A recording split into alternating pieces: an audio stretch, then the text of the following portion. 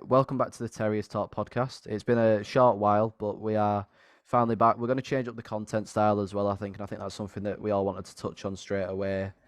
We felt that the old format of doing things it just wasn't working for us, and we wanted to put out more content and better content, something that works for better of us. While that means that maybe some episodes will only have two of us, some episodes will have three. We just wanted to change things up and do things in a better way for all of us, but we wanted to start things back up uploading with the obviously press conference yesterday and kind of what it's meant and just Nagle as a whole. So starting off, what's everyone's first like kind of thoughts on Nagle? Yeah, so obviously we've known for a little while that he was the prospective owner of Town, probably 2 or 3 months maybe. Yeah, so and he came to his first game towards the end of the season, so we've had time to learn about him and do our own individual research on him as a person, but he's not been able to do anything officially until I suppose maybe just under a week. Yeah, We've got his Twitter, which was a nice way to get to know him and his intentions with us as a community and people. He's clearly a very personable man. But yeah, yesterday we got to know a lot about his footballing strategy and plans for Huddersfield Town. So, Jay, Yeah, I take it mean, away. I'm quite excited. I think you can tell he's a very community-based man, likes to engage with the community. Obviously, you mentioned his Twitter. He's really got to know Huddersfield as much as he can. Um, turning up at different places, asking what the best fish and chip spots are around here. It's nice to see. It's nice to see an owner from across the pond communicate with with a new group of people so well. So on that front, yeah, I'm quite excited. But let's just see what he can do in the boardroom. yeah. Absolutely, yeah, and he's definitely got a lot of plans. Ben, going to start us off? We've got a lot to talk There's about. there's a lot to. It's an hour podcast. It's now a podcast. It's now a press conference. Then a 20-minute Yeah, documentary. Obviously more on the documentary later. I think the yeah, big first thing about the press conference for me anyway was kind of like the plan to move forward as a club and to do it sustainably and set a real kind of infrastructure about the club. And I think that's something that needed doing, especially with the amount of time that a lot of people have been in the club.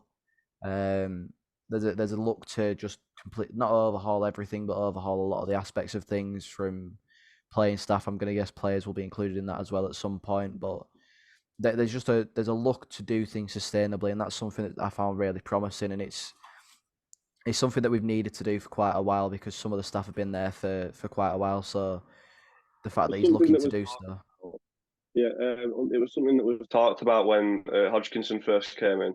yeah, And no disrespect to him or Dean Hoyle, but they never backed it up, the sustainability aspect of it. It was something that was really hammered home in their interviews and stuff. And to a degree, it worked, but hopefully this time we can get it right. Because if you look at clubs like Luton Town, best example, obviously, it's yeah, the one that everyone goes to. Brighton as well, obviously to a whole new level, getting into Europe this year. Yeah. They've had plans for 3, 4, 5 years. Mm. Luton obviously came to our place, lost in the playoffs, straight back. They're up now. Yep. So that just shows what a good, strong plan can do. And I think, in my eyes, he was sort of leaning towards them. He was talking about championship clubs with lower budgets doing yeah, better. I think he was definitely talking about that. I'm sure he sees them as something of a role model, as many, many football clubs should. yeah. Yeah, sustainability, terrific. Yeah, that's what we all want to hear. We've got to back it up, of course. Yeah, plans to buy the stadium as well. Something that's been talked about before. Phil and Dean obviously teased it before. Uh, this time, do we think it's actually going to get done?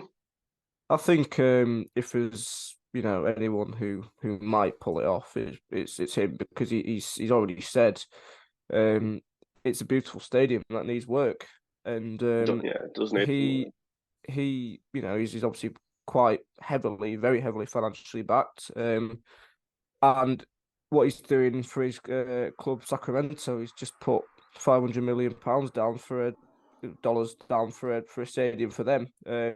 So yeah, I mean, as we touched on just briefly before, he's a community man, and it's a community stadium, and he's even said Yeah, he's done his research, and he said this stadium, if it has concerts or events 50, 60 days of the year without ruining the pitch, it'll be good for the club and it'll be sustainable moving forward. And he's done his research because he knew that Muse were here last week with 30 to 45,000 people in the stadium, and it is a good stadium. And yeah, I hope we do acquire it because it's a very valuable asset. Yeah, I think that's something that, pardon me, it's something that he's looked to do, and I think he's doing things out of the best interest of the club and the community, and that's something that the stadium's such a big thing for a club and a community because it's the center point of things. It's like to compare it with, for example, Newcastle, their entire town or city or whatever Newcastle is. I'm not really too aware, but it is built around the stadium, and I think that's with Huddersfield as well. It's a focal point of the area that the stadium is somewhere where most people go every week, and to have a place that everyone looks to and to actually for the club to own that and to make it a thing that it can be done for multiple things. It makes it brilliant, and that's something that, like has been said, has been going on for some time. That has been talked about, and something that was talked about, I think, and was a big thing of Phil and even with Dean was the academy and looking for things in the community that could bring local kids in and things like that. And I think that was something that was touched on quite strongly as well, and especially like poaching young talent. Yeah. He mentioned. I think he said something along the lines of "I'm ready to do it at you," which was very American, very action movie. Very, because it was something we did to some degrees of success probably under Dean's tenure. I mean, you think of Harry Bunn, who came from Man City, Tommy Smith as well, same club. We used to take people like Matty Daly, and from bigger clubs than us, Man City and Everton. Kieran Phillips, Kieran Phillips came from Everton as well. Yeah, obviously that one and Matty Daly didn't work out so well. Well, jury's still out. Anyway, it's something that we should look to do. It's something that, like I said, these smart clubs with plans do because it's a better pathway to the first team. We did it with the French lads in Kamara and Diarra, and then that fell off a cliff completely. I don't know why, because they've been something of successes to a degree. But we need to start doing that if we want to compete. And he said we've got to compete differently. It's the way forward because we've got a good B team structure, we've got good B team coaches, we've got decent facilities, but you can always improve. You've got to improve on the grass first, and the playing squads. There's young talent all over that will take a cut in stature of club and probably a cut in pay to come and have a quicker pathway to Championship football. And it happens all over, so why can't it happen to us? And it is just another way of saying we're going to be sustainable with future thinking. Yeah, I mean, I fully agree. And just to touch on the comment you said there, there's always room for improvement. Yeah, definitely. And he has got that entrepreneurial mindset of, work's never finished. It's never done. Let's improve. Let's try to be better.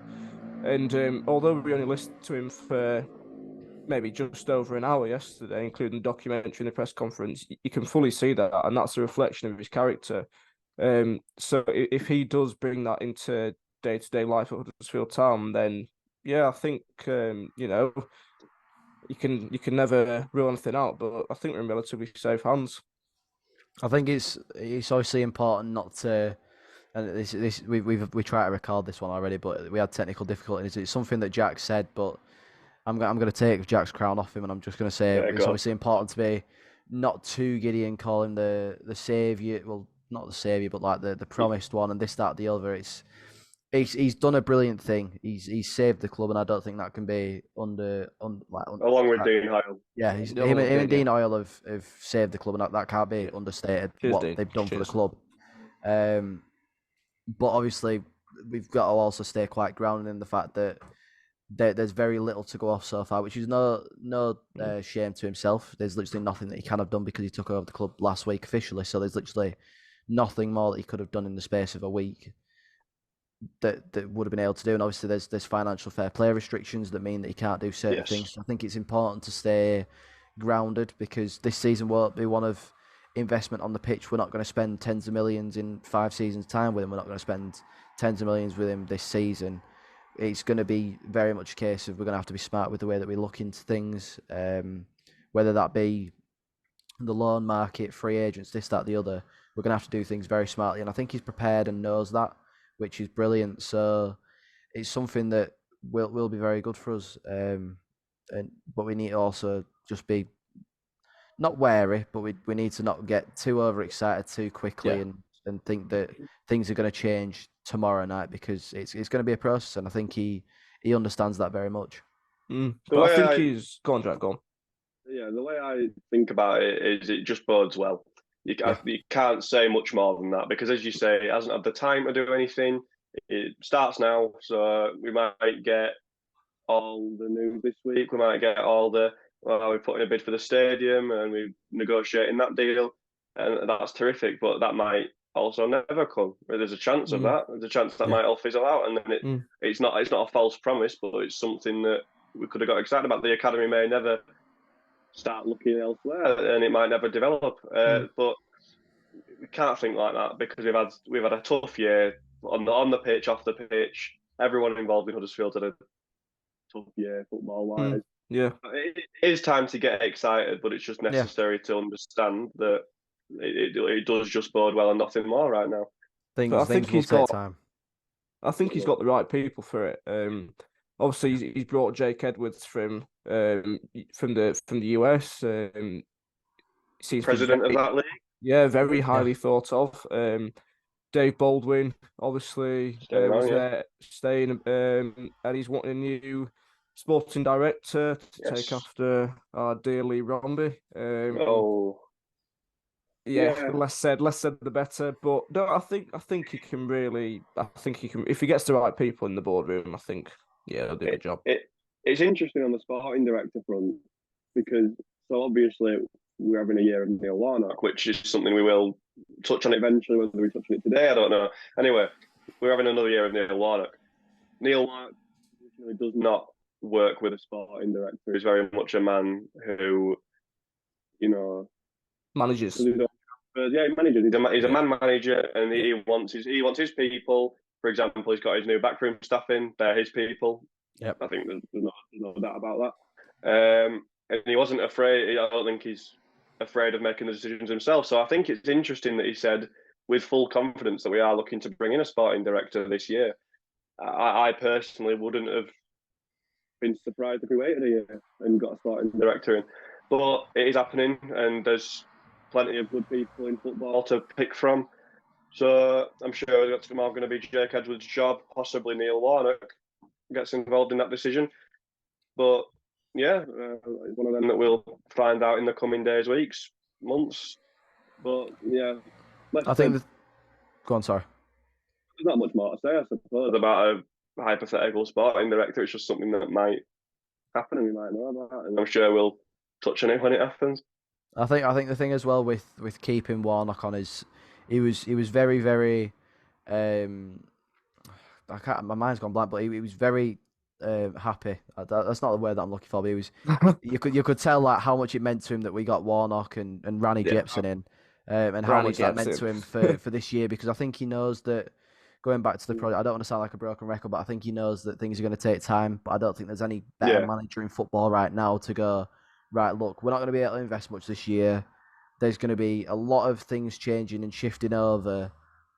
Who's the best manager for that? And it's Neil Warnock, because say, for example, you bring in Michael Duff or you bring in Ian Evans, somebody like that, you bring them in and you put them in this project right now, and it doesn't go well for them because they can't invest in their own team, they can't invest in their own people. It's not going to bode well for them, because they're not going to have their own things there. Whereas you give it a year, you get a new director in who's been working with Warnock for a while, because Warnock's already said that he'll throw his suggestions about for who to get and this, that, the other, because you've got to remember that Nagle wanted him as an advisor this season, let alone as a manager. So I think it's important to remember that we've got a year of Warnock looking at other coaches as well, potentially in the back of his mind, going, that could be a fit. These lads could play well for this manager, this, that, the other. So there's a big view to the future, and I think that we're in the right hands with Neil, and I think Nagle getting Neil is a massive, massive testament to him, and shows not only how much he's able to kind of convince somebody, because I'd imagine it'd take a fair bit of convincing, but also it's a massive testament for Neil's for saying that he'd not do a favour for Kevin Nagle, but do a favour and stay on for another year, which I think is a massive thing. Yeah, it's a Yeah, favour for the club, and it's a smart move from a smart man, Kevin Nagle. And I think just to finish off, we'll touch on what we saw, uh, a few hours after the press conference yesterday, which was the Hollywood-esque documentary. Um, I mean, there's only one episode, so we can't really go on for a long time about it. But if you're gonna capture a fan base that you've just introduced yourself to, that is the way to do it. Yeah, definitely. And just for anyone who's not seen it, it's called Up the Town, and it's on Town's YouTube channel, I believe. Yeah. So yeah, the first episode, like Jay said, is out. So definitely give it a watch. We've all seen it. It's terrific. Yeah, it's a really nice insight. It's only the first episode, like you said, but it's a nice insight. Yeah, you get a nice sort of deep dive into the early process of him deciding to buy an English club, and that English club ended up being Town, and proposing it to his friends and advisors. And then you see him with his family towards the end, which is really nice. It just again, broken record, but a very personable man, full of time for everyone, and humble man as well. But yeah, no, it's a good watch, and I'm sure I don't know how often the episodes are coming out. Have we had a confirmation of that? No. no. But anyway, I'll be very excited for episode 2, 3, 4, however many there is. But yeah, no, it's just another exciting thing going on at Huddersfield Town right now, and a very good way to introduce yourself. I mean, you tell anybody that Town are being taken over, you're going to get excited. Tell them it's by an American who sold a company for a few billion last year, you get even more excited. Then to wake up potentially, if you've missed the press conference and not heard anything about it, but at 3 o'clock see, oh, there's a documentary about Huddersfield Town, you're going to think you're still Sleeping asleep. until There's some people out there that might do that, but no It's judges. it's like By that. the way, It's like that Vince McMahon meme. Everything just gets better. yeah, yeah, it's you see it and you're like, this is such a good thing for the club. And it's Sandra tweeted it yesterday. You don't do a documentary unless Sandra. you've got something about you and you've got a plan and you've got plans to do big things for a club. And it's true because it gave a different side to Kevin Nagle, because I think the press conference showed very much the businessman with a little bit of his personality and a little bit of his background shining through. And he spoke about it and he touched on it, but he didn't really go into depths on it. But then to see a documentary about it where you're being brought into his home, or one of his homes, it's a brilliant thing. You get to know him as a person, and being taken Yeah. into a very private aspect of his life and opening that up, although it only be for a documentary, is still a massive thing. And for an owner that isn't from Huddersfield in the local area, to there's going to be some doubts about him anyway. Just kind of, does he care about the club and this, that, the other? But but him opening himself up to such a personal aspect of his life shows that he's wanting to kind of get fans on side, and he wants to be an open book with things, and it's brilliant to see. Yeah, it I mean, is. I've got one complaint, and it's the fact that he likes his pasta soggy. Wasn't a fan of that, but no, really, really happy. Boys, I don't know if you got anything else to say, but I can never believe we'd name dropped Sandra on the Terriers talk. I don't know Sandra's an if iconic figure within the Terriers Talk fan base, not the Terriers Talk fan base, the Huddersfield fan base. I'm Yeah. sure they've been in touch with Nagle, I think. Yeah, I don't know if you watched it, but yeah, you're welcome for the shout out, I guess. Anyway, no, I don't think there's much more to say. It does all bode very well, and he likes his pasta soggy. Yeah, so that's Kevin Nagle, that's Neil Warnock, that is the press conference, and that's the Terriers Talk back. So we will be back the next time. There's probably a bit of news to cover. As it may be a player signing, we might cover something like that. Corona extending potentially. Touch wood. Yeah, and then we will probably be doing match previews from the week before Plymouth Argyle. So yeah, thank you very much for watching. I hope you missed us, but yeah, we shall see you later.